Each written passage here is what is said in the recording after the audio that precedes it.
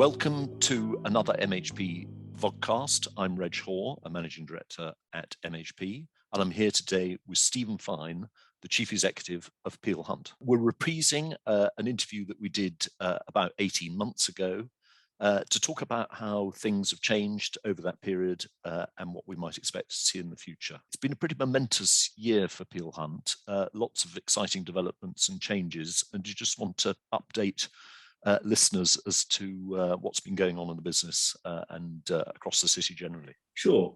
I think in the onset of the pandemic, if you'd have asked me what do you see coming through over the next, coming up for probably nearly 2 years now, I'm not quite sure I would have given you the answer that I'm going to give you, but we've managed to successfully IPO the business, which will help give us a fantastic springboard for the future growth opportunities that we see in all our business verticals. And not only that, we've also moved office.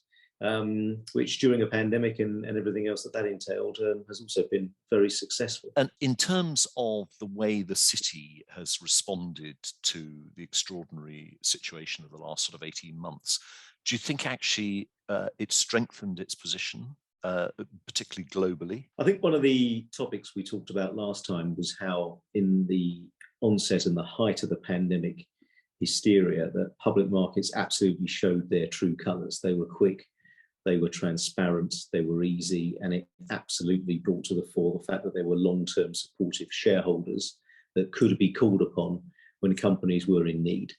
And I think that was a really important point. I also think a lot of the, let's call it alleviations that the regulators allowed, again, during those difficult periods, went some way to show just how effective the city can be when put to the test. And let's be clear, it was absolutely put to the test. On what it could deliver. So it was a combination there. And I think that's flowed through.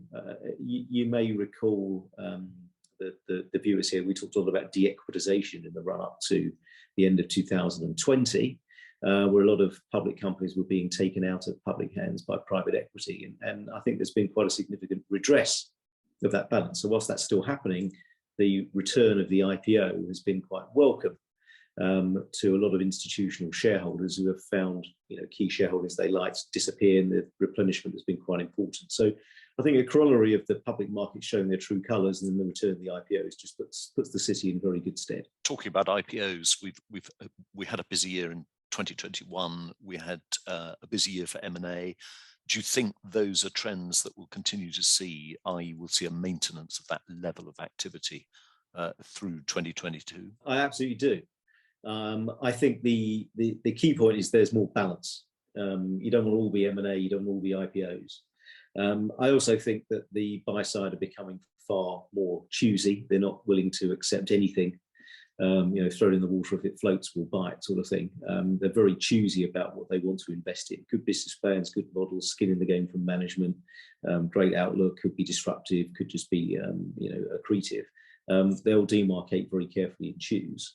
But I think the outlook looked good. And you touched on regulation and some of the sort of temporary changes that were brought in through the crisis. Sort of now that we're in perhaps more calm waters and looking forward, do you think there are some further changes which would kind of benefit the city and capital markets generally that we should be sort of talking about lobbying for? Yeah, I think there probably are. We had a lot of hype and hysteria about the rise of the SPAC, Special Purpose Acquisition Company, which was a bonanza year in the US. I think if you look through that, because there's always skepticism over here about some of these things, the number of SPACs that are trading significantly below water is huge.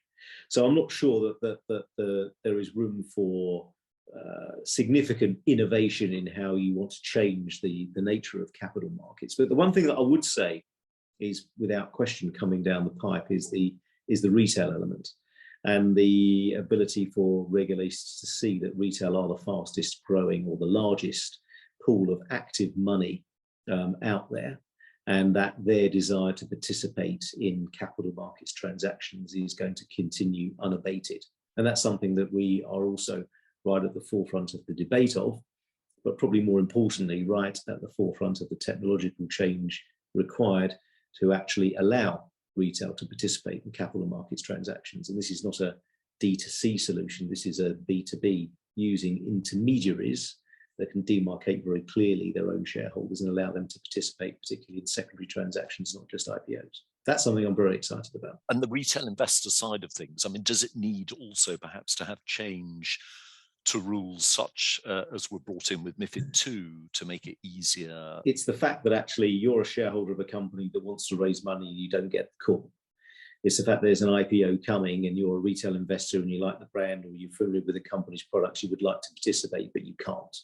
And the €8 million cap on retail participation, 150 investors maximum you can go to, and that we believe, as a consequence of the Lord Hill review, will be removed at some point this year, ideally sooner rather than later, and that will certainly unleash the opportunity to far greater enfranchise retail in capital markets transactions and continue the democratization of retail in public markets. And in terms of the kind of back to the office thing, I mean, one of the things that I noticed over the last 18 months is that clients would come down to the city less, you know, particularly obviously from provincial and regional parts of the United Kingdom, whereas actually I've seen them more virtually than I used to do in person before, ironically, and that there has been a benefit to that.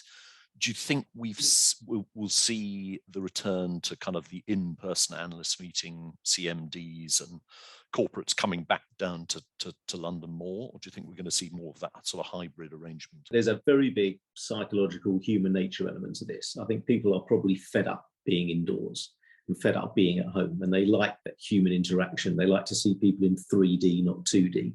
I was having a meeting with one of our new shareholders who said, absolutely, without question, final results time, I want to see every single one of the companies I've invested in because I haven't seen them for 2 years. And you can't get the nuances, the intonations when you do that in 2D on Zoom. So I think there'll be a mixed feeling from some, but I definitely think there is a shift back towards face-to-face contact, face-to-face conversation. We've hosted capital markets days, final year's results. One of the reasons we moved into this office was to have a great facility for companies to use and benefit from. We put a lot of technology in because we actually believe the future of investor relations will not just be face-to-face. They're having a recording studio with a green screen, a big auditorium where companies can be grilled by analysts, beaten up by salespeople, interviewed. They can do podcasts that can be professionally edited. It can be sent out as a well-edited, condensation of what they want to say. We also think will be quite a big part of the future of investor relations, on top of the face-to-face meetings that I think will come back to prominence and importance. One of the great challenges, of course, for corporates in those face-to-face meetings, I suspect over the next year or two, is going to be the topic of ESG, which seems to be more and more ubiquitous. Where do you think we've got to on that? Have we gone too far, or do you think that we're still seeing the sort of process of corporates sort of deciding where they stand and what they need to do on that? Well, we definitely have not gone too far. I think this is just a gradual evolution. You're starting to see some extremes. I think Terry Smith made it very clear his views on some companies' views on sustainability and ESG going too far. But this is becoming far more of a mainstream metric upon which companies are being decided upon. I'm aware that there are many buy-side institutions that have more ESG analysts than equity analysts. But I also think we are moving further towards some type of consensus on what it means and what you are being judged upon. And I think it's a learning curve for a lot of companies as well. I'll give you a classic example. Peel Hunt didn't score well when we did our own independent ESG scoring. And it didn't score well, not because we don't do things, but we hadn't disclosed them in the right place. So, for example, have you got a whistleblowing policy? Well, of course we have. It's a mandate mandated by the regulator. Well, where is it? Well, it's on our intranet for our staff. Well, it actually needs to be more visible externally. Okay, so you do that. So there are some quick fixes because there are things that you're doing that suddenly mean when you come to disclosures or those organizations that scrape through your website and crawl all over everything that you do disclose and say, oh, they do this, and it ticks boxes and it fills out a form, and actually they're appropriate. So I think it's a big learning curve for everybody in public markets to live up to. It's not going away. It's the fastest growing area of of concern that I've seen probably almost in my lifetime. And do you think it's going to lead to more activism? I mean, I sense that the activism is one of those things that kind of flares up now and again through the cycles, but overall there are probably more activist investors than there have been in the past, and ESG is another sort of element. And that's not a bad thing. That's not a bad thing. Activists will only be activists for a reason, and they'll do it generally for reasons that will be profitable to them rather than philanthropic for them. So I think let's be clear what their purpose is, because they're being activists for a reason, which then means companies have to look inwardly at what are they doing wrong and what do they need to fix, or they can rise above it and say, we're not bothered, you can be an activist on a register and we'll deal with these things over time. So I think let's not confuse the fact that activism is a bad thing. It can be a frustrating thing, can also be a cause for good. But using ESG as an excuse or a reason for activism, I think will probably, I don't think it's going to diminish in value. It will either stay the same or it will grow. As activists find fault in companies not doing what they said they would do in either the E, the S, or the G, that can cause a dislocation in their valuation that gives them a reason to try and profit. And to sign off, the inevitable question for a broker is, where do we think markets are going to go this year? And obviously we've had a bit of a wobble the last couple of weeks as we've gone into 2022, and a bit of rotation from growth to value.